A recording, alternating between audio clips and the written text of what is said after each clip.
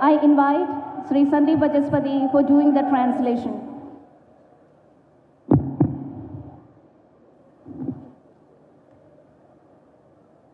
बोलिए भारत माता की। क्यों भाई, क्या हो गया है आप लोगों की आवाज को? എല്ലാവരുടെയും ശബ്ദത്തിൽ എന്ത് പറ്റിയെന്ന്? विजयन साहब विदेश गए हैं, उनको मालूम पड़ना चाहिए त्रिवेंद्रम में भाजपा वाले इकट्ठा हुए हैं। പിണറായി വിജയൻ വിദേശത്ത് പോയിരിക്കുകയാണ്. അവിടെ ഇരിക്കുന്ന മുഖ്യമന്ത്രിക്ക് മനസ്സിലാകണം ഇവിടെ ഭാരതീയ ജനതാ പാർട്ടിയുടെ വലിയ സമ്മേളനം നടക്കുന്നു എന്ന്. दोनों हाथ उठाइए जरा, രണ്ടു കൈയും എല്ലാവരും ഉയർത്തിപ്പിടിക്കുക.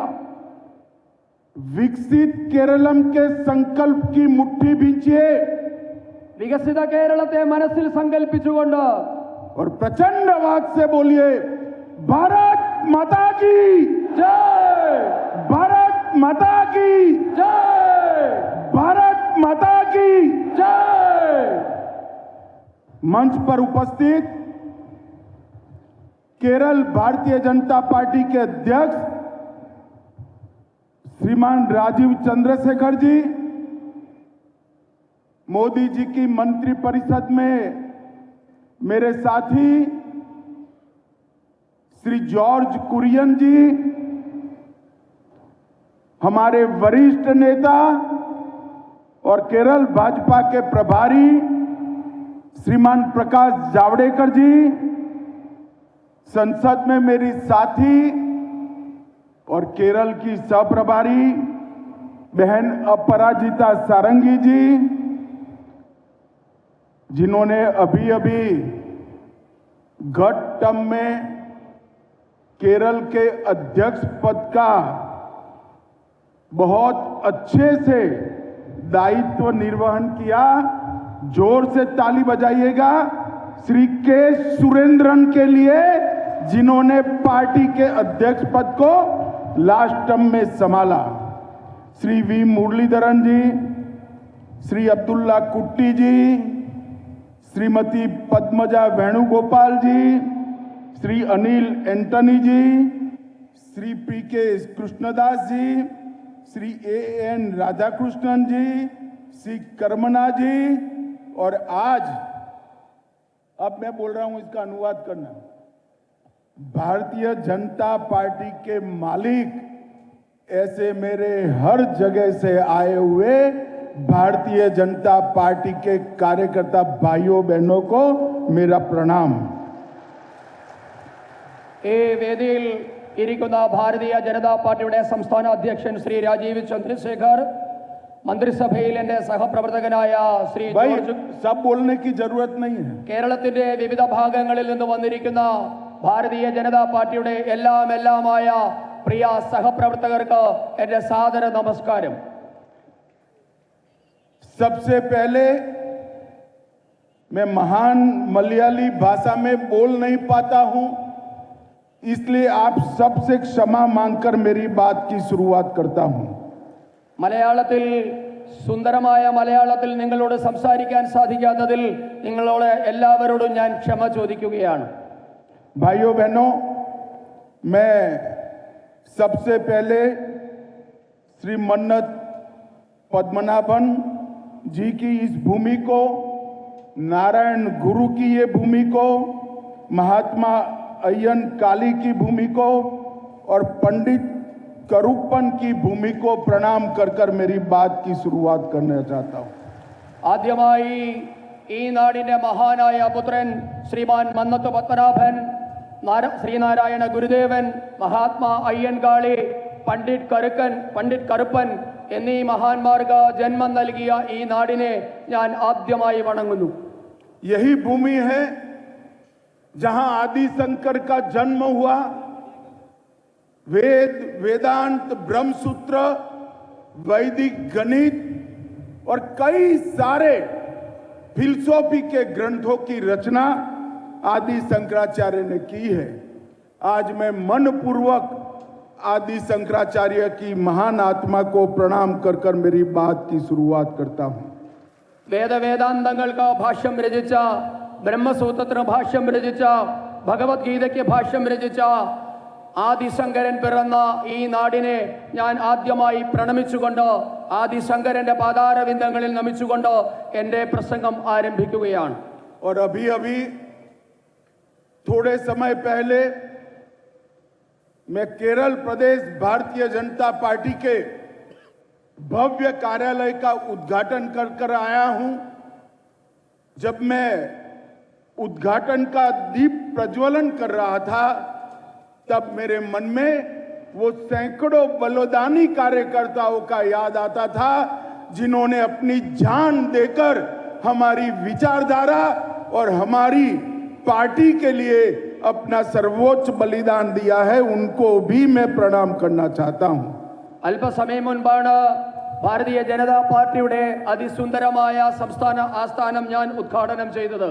അത് ഉദ്ഘാടനം ചെയ്യുമ്പോൾ എൻ്റെ മനസ്സിലേക്ക് ഓടി വന്നത് ഈ പ്രസ്ഥാനത്തിന് വേണ്ടി, ഈ ആദർശത്തെ ഈ മണ്ണിൽ ഉറപ്പിച്ചു നിർത്തുന്നതിന് വേണ്ടി ജീവൻ കൊടുത്ത നൂറുകണക്കിന് ധീര ബലിദാനികളുടെ മുഖങ്ങളാണ് എൻ്റെ മനസ്സിലേക്ക് ഓടി വന്നത്. അവർക്കെല്ലാവർക്കും ഞാൻ എൻ്റെ പ്രണാമം അർപ്പിക്കുന്നു. मैं 12 साल से केरल आ रहा हूं. केरल की राजनीतिक गतिविधियों से अच्छी तरह से वाकिफ हूं. भाई, ഞാൻ കഴിഞ്ഞ 10-15 വർഷമായി കേരളത്തിൽ വന്ന് കേരളത്തിന്റെ രാഷ്ട്രീയത്തെ വളരെ നന്നായി മനസ്സിലാക്കിയിട്ടുണ്ട്. अन्य दलों की जितनी जनसभा होती है इतना बड़ा कार्यकर्ता सम्मेलन भारतीय जनता पार्टी ने किया है. वो केरल में भारतीय जनता पार्टी के भविष्य का परिचायक है. കേരളത്തിൽ ഇത്രയും വലിയ സമ്മേളനം, ഇത്രയും സാധാരണ മനുഷ്യർ പങ്കെടുക്കുന്ന ഒരു സമ്മേളനം നടത്തുന്നത് ഭാരതീയ ജനതാ പാർട്ടിയാണ്. ഈ സമ്മേളനം കാണുമ്പോൾ എനിക്ക് ഉറപ്പാണ് കേരളത്തിൽ ഭാരതീയ ജനതാ പാർട്ടിയുടെ ഭാവി ശോഭനമാണ്, കരുത്തുറ്റതാണ്. आज केरल भारतीय जनता पार्टी के कार्यालय का उद्घाटन हुआ है. मैं केरल के प्रदेश अध्यक्ष जी को धन्यवाद करता हूं कि इन्होंने मुझे मौका दिया. इस कार्यालय का भूमि पूजन भी मैंने किया था और उद्घाटन भी मैंने किया है. ഇന്ന് ഭാരതീയ ജനതാ പാർട്ടിയുടെ കാര്യാലയത്തിന്റെ ഉദ്ഘാടനം നടന്നിരിക്കുകയാണ്. ഞാൻ പാർട്ടിയുടെ സംസ്ഥാന അധ്യക്ഷനോട് അതിനൊരു അവസരം തന്നതിന് നന്ദി പറയുകയാണ്.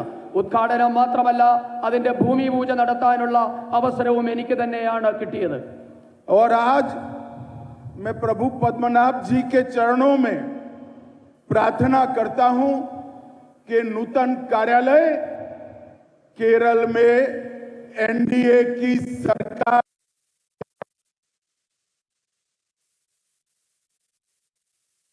നിന്ന് ഞാൻ ശ്രീ പത്മനാഭനോട് അപേക്ഷിക്കുകയാണ്, ഈ സംസ്ഥാന കാര്യാലയത്തിന്റെ ഉദ്ഘാടനത്തോടു കൂടി ഭാരതീയ ജനതാ പാർട്ടിക്ക് നിയമസഭയിലേക്കും ലോകസഭയിലേക്കും പ്രതിനിധികളെ അയക്കാനുള്ള അവസരം കൂടിയാണ് കൈവന്നിരിക്കുന്നത്. भाइयों बहनों, अन्य दलों के लिए कार्यालय एक काम करने की जगह होती है. भारतीय जनता पार्टी के लिए कार्यालय ये हमारे लिए मंदिर की स्थान जितना पवित्र स्थान है. നമുക്കറിയാം, മറ്റ് രാഷ്ട്രീയ പാർട്ടികളുടെ ഓഫീസുകൾ എന്ന് പറഞ്ഞാൽ അവർക്ക് പ്രവർത്തിക്കാനുള്ള ഒരു ഇടം മാത്രമാണ്. എന്നാൽ ഭാരതീയ ജനതാ പാർട്ടിയെ സംബന്ധിച്ചിടത്തോളം നമ്മുടെ കാര്യാലയം എന്നുള്ളത് ക്ഷേത്രത്തോളം തന്നെ പവിത്രമായ സ്ഥലമാണ്.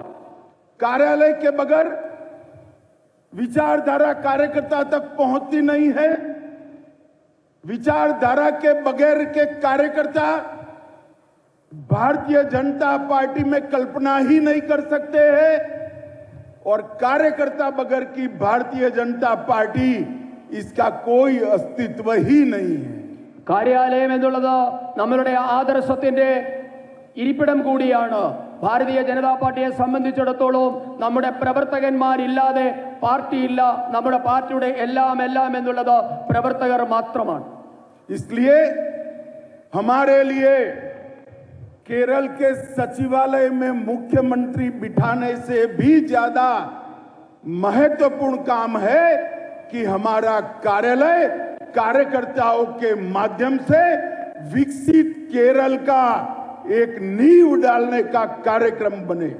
അതുകൊണ്ട് നമ്മെ സംബന്ധിച്ചിടത്തോളം കേരളത്തിന്റെ നിയമസഭയിലേക്ക് ജനപ്രതിനിധികളെ അയക്കുന്നതോടൊപ്പം തന്നെ അതിലും വലിയ കാര്യമാണ് സംസ്ഥാന കാര്യാലയം കേന്ദ്രമാക്കിക്കൊണ്ട് വികസിത കേരളം സാധ്യമാക്കാനുള്ള പ്രവർത്തനങ്ങൾക്ക് ആസൂത്രണം ചെയ്യുക എന്നതും.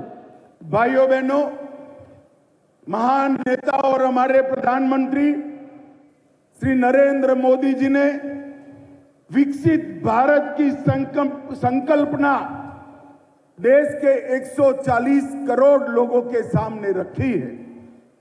നമ്മുടെ ബഹുമാനപ്പെട്ട ആദരണീയനായ പ്രധാനമന്ത്രി വികസിത ഭാരതം എന്ന സങ്കല്പമാണ് രാജ്യത്തെ 145 കോടി ജനങ്ങളുടെ മുൻപാകെ അവതരിപ്പിച്ചിട്ടുള്ളത്.